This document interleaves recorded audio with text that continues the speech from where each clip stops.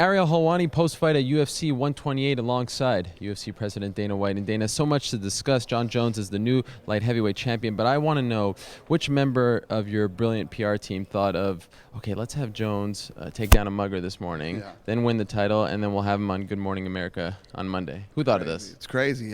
Well, actually, when that thing came out, it was on the media everywhere. I mean, before the pay-per-view even went off. In all my years of being involved in the fight business, I've never heard anything like that in my life. First thing you must have thought of, is he hurt, right? I mean, that's a nightmare situation for you, right? First thing I thought is, there's no way this is true. And then I called him, and he walked me through the story, and then I was like, holy shit. Yeah, wow. What did that run do to him, chasing that guy down and all this other stuff? But I told him his new nickname is Kick-Ass. The interesting thing is, and you said this in the scrum after the press conference, that you thought that whole, experience might detract what he would do in the fight. That it was, too much going on right now for him today. Yeah. Why did you think that? I thought that there were a lot of experiences that were going to affect him in the fight.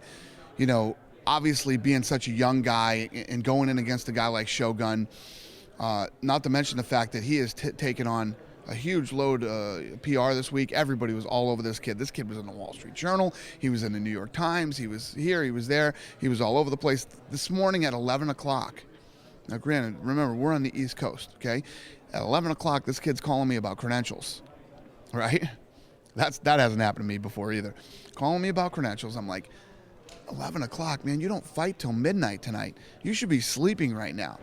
Then I hear the story about how he runs out and stops this guy that just robbed these people, waits for the police to come. I'm like, man, that's a pretty big day for a guy. Then he comes in here and dominates Shogun. The only thing left to do is to deliver a baby on the way home tonight.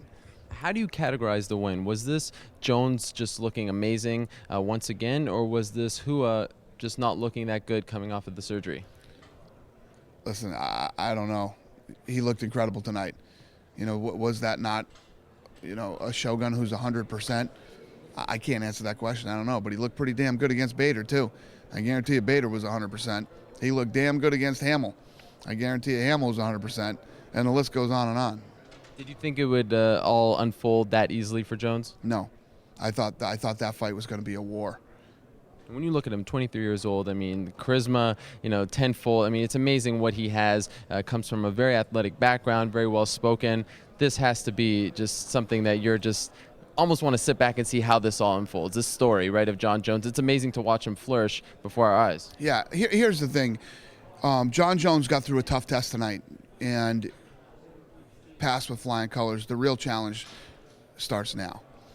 When you become the UFC champion and you have the charisma and the personality and all the things that Jon Jones has, this kid looks like he could be a breakthrough star that appeals to many different people. But this is where the real challenge begins. Every scumbag, dirtball, what I call Klingons, all the Klingons, the barnacles, they're probably trying to glom onto him right now as he's trying to walk to his car and go back to the hotel. Here's where the real challenge begins. And he seems to be a grounded kid, smart guy, has a good family around him and people that, care about him. So hopefully he can get through the nastiness that's going to come at him over the next several months. A somewhat awkward situation after the fight with him and Rashad staring at each other in the cage. How did you convince Rashad Evans to take this fight? I didn't have to convince Rashad Evans to take this fight. Rashad has his opinions and beliefs in how he should handle his business, and I have mine. And Rashad and I butt heads here and there. Rashad sometimes comes out and says, oh, he doesn't like me, he's this and that. I like Rashad very much, and Rashad knows that. And, I have a great relationship with him. I consider him a guy that I call a friend. I like his wife, his family, everybody. But I don't agree with the way he does things sometimes. And, I guess I just had to explain it differently to him. Is Jon Jones his friend? Jon Jones is a guy, he's a guy that he's friendly with, and he likes him, and he thinks he's a good guy. Now, I don't care. When you're a fighter, you have a very small window of opportunity to A, make money, B, win world titles and do amazing things and become as famous as you can possibly be, so that when it is over, you can go on and do other things. If you waste your time and you don't do these things, and when it's over, are your friends, Jon Jones, Greg Jackson, your family, going to pay your bills? Are they going to take it? Your family is your wife, your kids, these things. That's your family. And you have to provide for them. You have to have the house and the this and the that. Jon Jones and all these other guys aren't going to pay Rashad Evans' bills when it's over.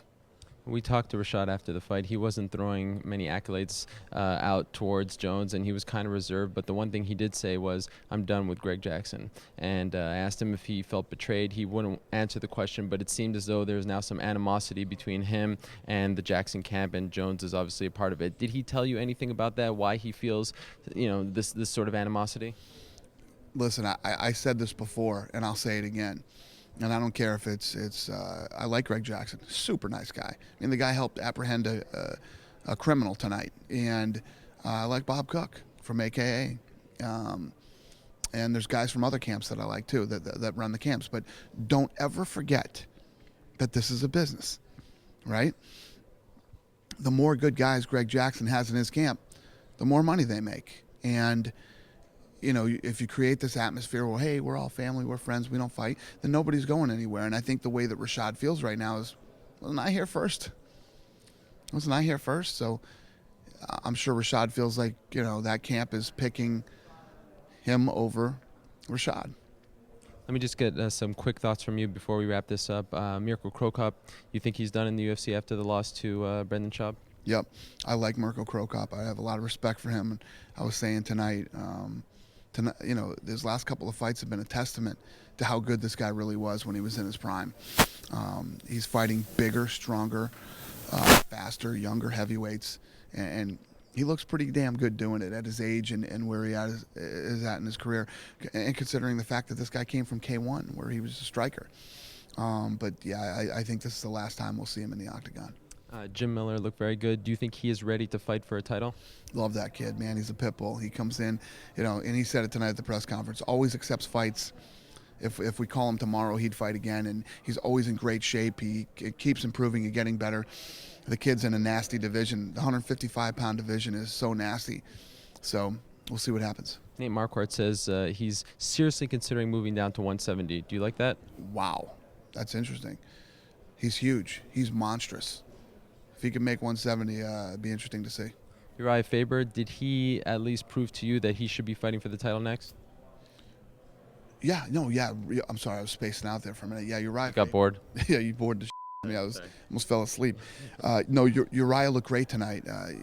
I think that, I don't know how other people felt that watched the fight, but, Eddie didn't have a lot of steam coming to this thing, but people who know this kid, know that this kid's very tough and was there tonight. Eddie came here to win, came here to take out Uriah Faber. Uriah Faber completely changed his mind during the fight. And in that third round, I thought Faber looked incredible. Are he and Cruz coaching tough 14? No. No, they're not, or no, you don't know? No, they're not. Who is? I'll let you know when it's time. Okay, final question. We saw Dan Henderson sitting in the VIP area. We saw Jason Mayhem Miller. A Strikeforce commercial aired during the pay-per-view. Is this part of the, it was almost shocking to see Henderson there, to be honest, and see Mayhem in the commercial. Anything you could tell us about April 9th? A lot of people are curious to see how that show is going to go down. Well, Dan and I started texting a couple days ago, going back and forth. Dan and I are always busting each other's balls, and he told me he was going to come tonight. And so I went over and talked to him. I think that the key thing about this, we'll call it a transition, is I don't want to make anybody feel uncomfortable. We own this company now, and there's obviously, so it's going to be run separately. And there was a meeting a couple days ago with Showtime that I hear went very well. I didn't attend, and we'll see how this thing goes. It's all still a work in progress. This deal's a week old, and I don't know. Will Paul Daly fight in the main event? He said he is starting to have cold feet. Not sure about it. Paul Daly has a contract, so All right. it would be a good idea if he did. All right. we'll leave it at that. UFC 128 history has been made. Jon Jones is the new UFC light heavyweight champion. Dana, as always, thank you for the time. Thank you.